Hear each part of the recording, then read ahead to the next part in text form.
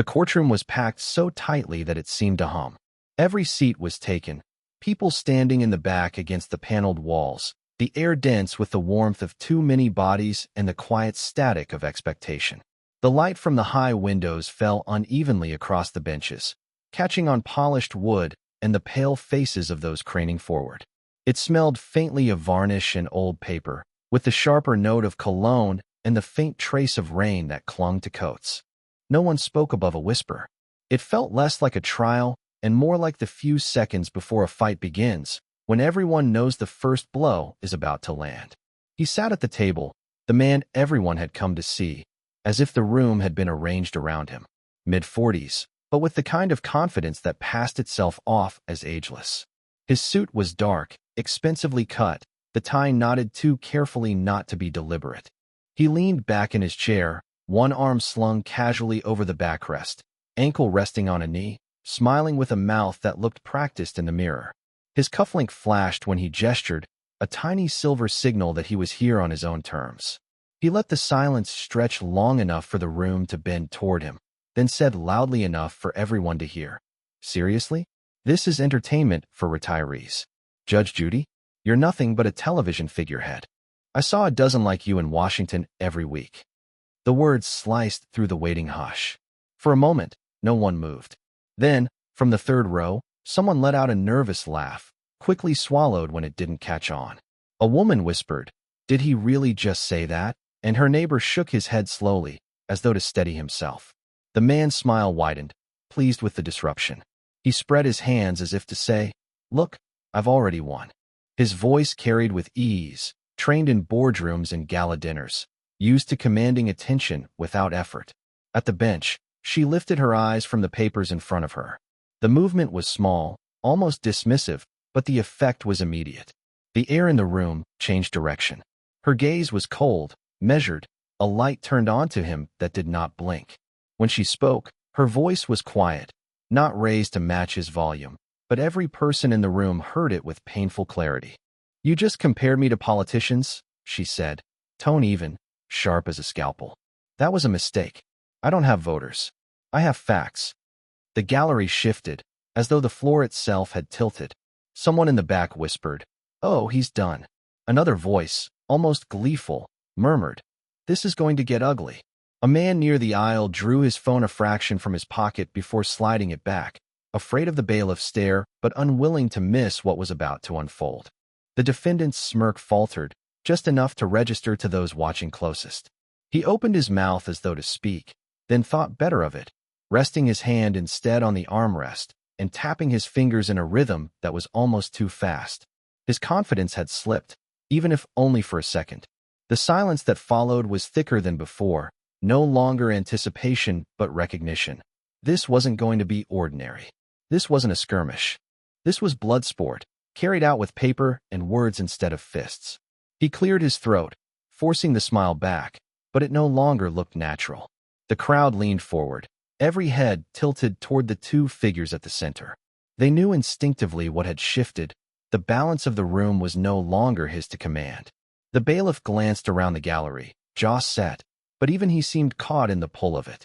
The defendant shifted again in his chair, the silver flash of his cufflink dulled now by sweat on his wrist. She lowered her gaze back to the papers, but the damage had already been done. The words she had spoken hung in the air, heavier than the humid breath of the crowd. The man who had strutted in with the arrogance of someone untouchable had been checked in a single, measured sentence. The audience, sensing the fight had truly begun, braced for the next blow. "Where are you watching from? Let me know in the comments below, and don't forget to subscribe to this channel." He tried to laugh away the shift, forcing brightness into the corners of his mouth, as though the moment hadn't slipped from his hands. Shoulders rolled, cuff adjusted, the chair angled back just far enough to look relaxed. But the smile didn't quite reach his eyes, and the room, hundreds of eyes and ears, knew it. Silence pressed against him, so he filled it, because silence had never been his ally. "Let's not exaggerate," he said, his voice casual, almost amused. "My former partner, bless him, dragged me here over a line item he never understood. If I valued my own time, I'd hire someone to sit in this chair for me. Let him have his little theater. Maybe even one of my security guys. He paused, turning his head toward the benches like an actor delivering to the gallery. His finger tracked the back row, slow and deliberate. Actually, look there. I know that face. Worked for Obama, didn't you? Go ahead. Tell these fine people whether this is a real court or just a circus with a microphone. The reaction was immediate. Some people laughed nervously, more at the audacity than the joke. Heads swiveled toward a broad-shouldered man in a navy blazer near the rear wall. Phones shifted, lifted just a little higher on laps. Cameras ready, though no one dared lift them openly under the bailiff's sharp gaze. The man in the blazer looked stunned for half a second, then irritated, then very still. He raised both hands in the small, universal signal, "I am not part of this." The whispers ignored him anyway. Secret Service? He said Obama. What is he doing here? The plaintiff sat rigid at his table. He wasn't polished like his former partner, his suit a little worn at the elbows, the cut 5 years out of fashion. But his posture was exact, back straight, hands folded tight on the table. His jaw looked clenched enough to ache. When he finally spoke, his words were stripped of decoration. "We had a contract," he said. His eyes didn't leave her. 3 milestones, 3 payments. I delivered. He paid the first, delayed the second, and promised the third when the optics were right. That was last spring. He hasn't paid it. The room tilted slightly, the balance between the two men shifting. The defendant snorted loudly, a sound designed to belittle. He leaves out the part where his work was sloppy. I fixed it myself. I covered costs he ignored. This isn't debt, it's babysitting. And frankly, it's pocket change. He's chasing pennies while I run a portfolio. She didn't react. She let the noise of his words fade on its own, like smoke dissipating. The plaintiff's eyes remained steady on her, his silence sharper than his statement. The gallery shifted, restless, sensing a new contour forming in the fight. The defendant leaned forward now, elbows planted, voice lowered just enough to sound confidential while still filling the room. You want to know the truth? He wanted the lights. He wanted to sit here and play the victim. He thinks if he says it on television, he'll turn failure into sympathy. He smirked, but it looked stretched now, unnatural. This isn't justice. It's a fairy tale for people who've never read a spreadsheet. Ripples stirred through the benches, skepticism, laughter, whispers, disbelief. The man in the navy blazer stared hard at the exit sign, refusing the part written for him. A woman near the aisle tapped a pen open and shut, until even that sound drew glares. Her gaze lifted slowly from the file in front of her. The pen stopped. Her eyes locked on him, narrowing slightly. "So you're saying you brought a presidential bodyguard here," she said, voice steady. "To impress this room." She didn't blink. "Let me tell you something in return. I don't need the Secret Service to recognize a lie." The line froze the room. The scattered laughter evaporated. A few people shifted uncomfortably on the benches, as if chairs had grown suddenly too small. The defendant's grin faltered for half a breath before he forced it back. "That's not what I meant," he said quickly, palms turned outward in mock surrender. "I said this isn't a federal proceeding, which it isn't. That's all." "Correct," she replied, crisp. "It's simpler. We use shorter words here. Oh is one of them." This time the laughter was real, though it came quickly strangled. Shoulders shook, a cough disguised a chuckle, and then quiet rushed back in. The plaintiff finally separated his hands, palms flat on the table as though bracing himself against the swell. It wasn't victory yet, but it was air after too long underwater. The defendant's instinct was pressure. He leaned in, voice sharp again. "I operate at a level where we don't even come down here for these petty disagreements. But fine, I'll be generous. I'll admit an internal delay. That's not a debt. That's timing." "Timing," she repeated, tasting the word like she might test counterfeit currency. She flipped one page, then another, her expression unchanged, but the room felt the weight of it. Phones slipped back into pockets. Shoulders leaned forward. Breath slowed. This wasn't television banter anymore. This was arithmetic, and arithmetic was merciless. The plaintiff spoke softly, almost as if apologizing for interrupting. "There are emails," he said. "I submitted them. And vendor logs." He approved the milestone. He closed the ticket. Then he told me he'd stage the release and move it to summer. But summer passed. The defendant laughed again, hollow now. Context. "You'll forgive me if my company manages more than one line item. My staff cleaned his mistakes. We kept vendors happy. If this were serious, I'd have a guard sitting here for me while I went to lunch. It scraped rather than landed. Someone in the second row whispered, "He still thinks it's about him," earning a quick nudge to hush. She closed the file and looked directly at him, her eyes unwavering. The silence that followed wasn't empty. It was thick, expectant. He adjusted his cuff again, flashing the silver watch as though it might anchor him. It didn't. Her voice cut clean. "You seem confident. Confidence is free. Numbers aren't." The gallery reacted as one body, leaning forward, breath held, watching her lift a folder from the clerk's cart. Tabs marked its edges, paper stacked with the stubborn authority of facts. The plaintiff drew in a long breath, preparing for impact. The defendant went still, lips pressed tight, waiting for a fuse he couldn't stop. When the file hit wood, the sound was louder than a shout. She opened the folder with the same care one might use to unseal a letter from decades past. The sound of paper shifting was louder than it should have been, amplified by the room's stillness. Colored tabs marked sections like flags on a battlefield. Her fingers paused on one page, and she let the weight of silence drag everyone forward before she spoke. "Here is the payment schedule," she said calmly. "And here," she tapped the page once with her fingertip, the sound sharp as a metronome, "is the ledger. It does not match your story. You testified that the debt was cleared last spring. This document shows otherwise. August. Balance unpaid." It was too clean, too precise, and the room knew it. A ripple of whispers spread from the back row forward. Someone muttered, "August," with disbelief. Another answered, "He's caught," before clamping a hand over their mouth. The defendant's laugh came too quickly, too loud. "That's a stale copy," he said, waving his hand as though to swat a fly. "Ancient paperwork. I have an updated version. Don't worry about it." He leaned back in his chair, smile reasserted, but the sound of his laugh had cracked at the edges. She did not move, did not smile, did not blink. She simply closed the folder, set it neatly on the desk, and folded her hands. The pause stretched long enough that people began to feel the silence in their chests. Then she said, with the precision of a knife sliding between ribs, "I expected you to say that. Which is why I went directly to the bank." The words detonated. The room convulsed in noise, gasps, laughter, shouts overlapping in an uncontrolled wave. Someone in the second row whispered, "She knew," with the awe of someone watching a trap snap shut. Phones reappeared in hands, not even lowered this time until the bailiff barked. No recording. The tension didn't dissipate. It magnified. The defendant froze for the briefest instant before forcing his shoulders back. He managed a smile, but it was strained, the corners of his mouth trembling under the effort. He opened his hands like he was about to clap, then set them flat on the table instead, palms sweating against polished wood. She leaned forward, her voice dropping to a low register that made every person in the gallery unconsciously tilt forward to catch it. "So explain to us, clearly, why your account registered a transfer on the exact day you swore it was cleared."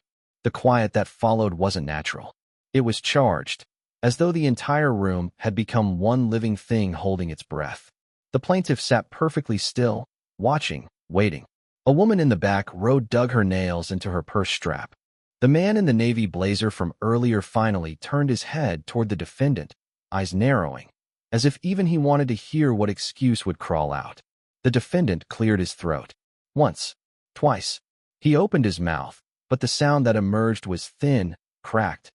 He stopped. Tried again. It was, his voice betrayed him, breaking into a hoarse cough. He grabbed his glass of water, gulped too quickly, some spilling on the table. The audience responded as if they had rehearsed it. Murmurs swelled. Someone laughed outright. Another whispered, "He's red." And indeed his face had flushed, blotched patches spreading across his cheeks and down his neck. He slammed the glass down harder than he intended, water splashing the rim. "This is ridiculous," he snapped, but his voice shook. "You're twisting it. That transfer had nothing to do with him. It was a private matter. None of your business." She held his gaze, the silence between them louder than his protest. "Then you'll have no trouble proving that," she said. Her eyes cut briefly toward the plaintiff, then back to him. "Because right now, all we see is a dead alive and breathing." He tried to laugh again, but the sound came hollow, brittle as glass. His hand went instinctively to his cuff, adjusting it for the third time in 5 minutes. the silver gleam of his watch bright and useless. He looked out at the gallery, hoping to find support, but the faces staring back at him were no longer amused. They were hungry. "Answer the question," she said softly. His mouth opened, closed. No answer came. Only silence and the sound of someone's pen tapping nervously 3 rows back. The moment stretched. He shifted in his seat, shoulders rigid now, smirk gone entirely. He looked not like the man who had walked in grinning, but like someone trapped in a spotlight with no script. And the gallery knew it. The air vibrated with the awareness. He had stepped into a corner, and the walls were closing in. The room hadn't yet recovered from the blow she had landed when her gaze drifted past the counsel tables, past the plaintiff, past the defendant, to the far back rows. It was subtle, but the crowd noticed. A wave of movement followed her eyes like iron filings pulled by a magnet. Conversations that had been buzzing only moments earlier died mid-sentence. The silence was instant, raw, expectant. Her voice cut through the stillness, calm and exact. "We've heard your explanations. Now I'd like to hear from the person you yourself placed in this room." Every head turned. The man in the Navy suit, square-shouldered, hands clasped loosely in front of him, stood. Not quickly, not sheepishly, but with the unhurried confidence of someone long used to attention and suspicion both. He moved down the aisle, steps measured, shoulders straight, carrying himself the way a man does when his job for years has been to notice everything without being noticed himself. Phones dipped lower in laps, tilted upward just enough to catch the shape of him. People leaned to see better, breath shallow. The gallery had seen his face earlier, but now there was context, and context turned a figure into a presence. He reached the well, raised his hand, and repeated the oath without hesitation. His voice was steady, low, practiced from years of briefings where words mattered more than volume. Then he sat, folding his hands in his lap, eyes fixed on her. "State your name and your prior assignment," she said. He gave both. A ripple ran through the gallery, confirmation, a current of disbelief that became awe. Someone whispered, "Secret Service," and the word traveled like an echo bouncing between walls. She nodded once. "Tell us what you observed." He drew a breath, deliberate, like he'd been rehearsing this moment in silence for months. "I worked protective detail under President Obama," he said. "And afterward, in private security, I encountered Mr. Langford at multiple events. I personally witnessed him bragging about avoiding payment on his contract with the plaintiff. He said, and I quote, 'Money keeps me untouchable. I can delay anyone, and by the time they figure it out, I'll already be on to the next.'" Gasps spread like wine through tall grass. The sound wasn't uniform. Some people laughed sharply, others hissed, but together it created a rolling, uneven noise that filled the room. The plaintiff's shoulders sank for the first time, as though the weight pressing on his chest had lightened by a fraction. The defendant's face flushed crimson, a blotchy red that crept up his neck. He sprang to his feet, chair legs screeching against the polished floor. His voice cracked with fury. "That's a lie. You're bought. You're nothing. Fuck you." The gallery erupted. People shouted, some clapping, some laughing in disbelief. A woman near the aisle blurted, "Oh my God," while another muttered, "He just lost it." The bailiff lunged forward a step, his voice booming. "Order in the court." The warning cracked like a whip, forcing the sound down, but it didn't erase the energy. The witness didn't flinch. He didn't blink. His posture remained steady, the very definition of composure. "You were proud of it," he said evenly. "That's why I remember. I don't care about your money. I care about accountability." The defendant pointed at him, hands shaking with rage. He tried to string together another insult, but the words tangled in his throat and died there. The silence that followed was worse than his shouting. She hadn't moved through the outburst. Only now did she lean slightly forward, her voice calm, cold, absolute. "And now we see what remains of your dignity once the truth is spoken aloud." The room froze around her words. They didn't echo, they anchored. The defendant slumped back into his chair, jaw tight, his watch flashing in the fluorescent light like a beacon mocking him. He shoved his trembling hands under the table as if to hide them, but the gesture was clumsy, transparent. The gallery absorbed the silence and transformed it. Some leaned back, satisfied. Others leaned forward, wanting more. But all of them knew the performance was collapsing.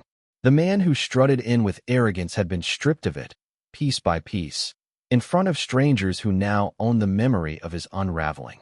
Dust drifted in a thin shaft of light from the high windows, glowing briefly before vanishing into shadow.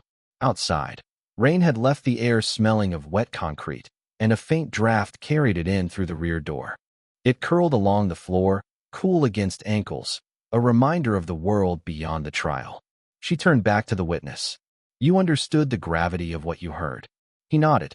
"I understood the moral weight. The legal interpretation belongs to you." A murmur swept the gallery again, approval, disbelief, a kind of collective awe. He stood, gave a curt nod, and walked back to his seat at the rear. Every eye followed him until he blended back into the crowd, just another face. When he sat, the silence was heavier than before, pressing down like a physical weight. The defendant stared at the tabletop as if it might crack open and swallow him whole. The plaintiff, meanwhile, exhaled through his nose, long and quiet, shoulders easing for the first time since the hearing began. She rested her hand on the next folder on the clerk's cart, her fingers on the metal clasp. The sound of it clicking open was small but felt enormous, a prelude to something worse than testimony, something in writing. The defendant's eyes darted toward her hand, then the exit, then back again. His lips moved, as if rehearsing excuses that would not come. The gallery leaned forward as one, anticipation thick as static before a storm. She lifted the first page, the corner of an email header catching the light. "Since you invited witnesses," she said quietly, "let's also hear what you wrote yourself." The room held its breath. The paper trembled faintly in her hand, not from weakness but from the tension of the moment. And for the first time, the defendant didn't touch his watch, didn't adjust his cuff. He simply stared, frozen, as though the words on that page were already burning through the armor he no longer had. The folder sat beneath her palm, plain and heavy, as though it carried more weight than any word spoken so far. The gallery leaned forward in unison, a ripple of movement that made the benches creak. No one coughed, no one whispered. It was the kind of stillness that made even paper dangerous. She opened the clasp with a metallic snap. The sound traveled the room like a spark across a wire. "For the record," she said evenly, "these are messages originating from the defendant's personal account. Obtained lawfully. Preserved with chain of custody intact." The defendant's mouth twitched into a smile that looked borrowed. He shook his head quickly, a gesture too practiced to convince anyone. She lifted the first page and read without emphasis, her tone stripped to bone. From M. Langford. Subject, litigation strategy. Quote, "I can drag them through court for years. Money lets me win even when I owe. They'll run out long before I do." End quote. The gallery exploded. Gasps collided with laughter. Someone clapped. Then several more joined before the bailiff's bark of "order" snapped the noise down a notch. A man in the second row whispered, "Odd. He wrote that." Phones glowed in laps, tilted just enough to capture memory, if not footage. The plaintiff's shoulders sank, his jaw trembling with relief and fury in equal measure. The defendant sprang up, hands pressed flat to the table. "Forgery," he shouted, his voice pitched higher than before. "Anyone can mock up an email. You think I'd write that?" His throat seized, the last word rasping into a cough. She turned calmly to another tabbed page. From M. Langford. To private counsel. Quote, "The plaintiff is desperate. Delay him. Call it an advance, shift recognition, make him chase me. By the time he figures it out, the trail will be gone." End quote. This time the gallery's sound rolled rather than burst. Low laughter, murmurs of disbelief, muttered exclamations. Someone whispered, "He buried himself." Another hissed, "That's the nail." A brief flutter of applause rose before the bailiff's glare pinned it down. The defendant jabbed his finger toward her, then the gallery, shaking with rage. "This is a sham. You can't prove authenticity. You're staging a show." His words cracked, the polish gone, leaving only panic dressed as defiance. She looked up at him, her tone surgical. "These emails were authenticated by your provider and verified through sworn testimony. They are yours, Mr. Langford. Your words, not ours." Silence followed like a blade pressed flat. He slumped back, then jerked upright again, unable to choose between collapse and combat. He swept the papers before him onto the floor, pages scattering in an arc across the polished wood. They slid under benches and toward the bailiff's boots. He tried again, but the sound that left his throat was broken. Fake. Lies. It carried no force. His eyes darted across the gallery, searching for sympathy and finding only curiosity sharpened into judgment. She let the quiet swell before she spoke. "You haven't just lost a contract," she said. "You've lost your mask." The room responded instantly. Cheers and laughter, restrained but unstoppable, surged up through the benches. Strangers looked at each other with raised brows, shaking their heads in disbelief. The plaintiff exhaled deeply, hands spread flat on the table as though bracing himself against a new kind of weight. Vindication. The defendant dropped into his chair. His watch caught the fluorescent glare, its ticking grotesquely loud against the silence. His hands trembled openly now, unable to hide. She stacked the pages neatly, returned them to the folder, and closed the clasp with a soft click. "Let the record show," she said, "that these communications were confirmed and entered as authenticated evidence. Counsel will receive copies at the close." He opened his mouth again, but what came out was a whisper. No, it barely carried. No one missed it. Outside the windows, pale lights stretched long shadows across the floor. Dust glimmered in the beams, suspended like the moment itself. The air smelled faintly of wet concrete from the storm outside, cold and metallic against the heat of the packed room. She fixed her eyes on him one last time. "You've been undone," she said softly. "Not by me, not by your partner, by yourself." His shoulders sagged, his head bowed. The gallery leaned in, sensing the finish like blood in the water. The man who entered with a grin sat now in silence, trapped inside his own words. The energy in the room had shifted entirely. It no longer felt like a courtroom. It felt like a ring after the bell, when one fighter has already been left staggering and everyone else knows the match is over. The audience leaned back, restless but satisfied, their murmurs humming under the fluorescent lights. The bailiff stood with arms folded, ready for one more outburst that never came. She gathered the documents slowly, not as ritual, but as precision, sheets stacked, corners aligned, the folder pressed flat against the desk. Each motion drew the crowd's attention, as though even the sound of paper being squared was part of the verdict. When the last page was in place, the room went silent. Her voice came low, sharp, every syllable deliberate. "Based on the testimony and the evidence before me, I find in favor of the plaintiff. Mr. Langford, you will pay your former partner the full balance of $150,000, plus all costs associated with this action." The reaction erupted like a dam giving way. Applause cracked through the air, sharp and sudden. People whistled, shouted, clapped until the bailiff barked order. But the command lacked conviction. It was clear the gallery was no longer under discipline. They were celebrating. The sound carried the relief of vindication, of spectacle turning into justice. At the defense table, Langford did not move. His body sagged into the chair, pale as chalk, his lips pressed together until the color drained out of them. His hands rested on the table, trembling openly. The gold watch gleamed, obscene now, a relic of a confidence that had collapsed. He looked smaller, diminished, like the walls themselves had closed in around him. She leaned forward, folding her hands on the desk. Her eyes locked onto his, pinning him in place. The crowd hushed again, sensing something heavier was still to come. "You lived in a world where money meant power," she said. The words fell one by one, a hammer against stone. "In this courtroom, money is only evidence. And today, that evidence convicted you." He blinked once, a tiny, broken gesture. For the first time since he entered, he had no smile, no quip, no shrug. Only silence. "You thought wealth could shield you," she continued. "But all it bought was time. Time ran out. And here, stripped of it, you are no more than what you did."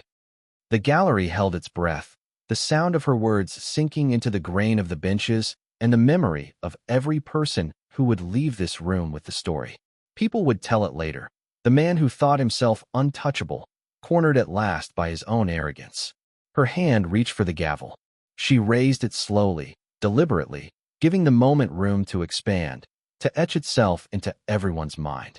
Langford lifted his head a fraction, as if to protest, but the words died before they found air. The gavel came down hard. A single crack, echoing off wood and glass, filling every corner of the chamber. The sound left a hollow stillness in its wake, a silence so complete it was deafening. In that silence, the man who once boasted of buying his way through life sat reduced to nothing more than a figure slumped in a chair, eyes down, hands shaking. The gallery saw it, and the image would stay with them far longer than the applause. Justice didn't roar. It whispered, and that whisper left him smaller than he had ever imagined himself to be.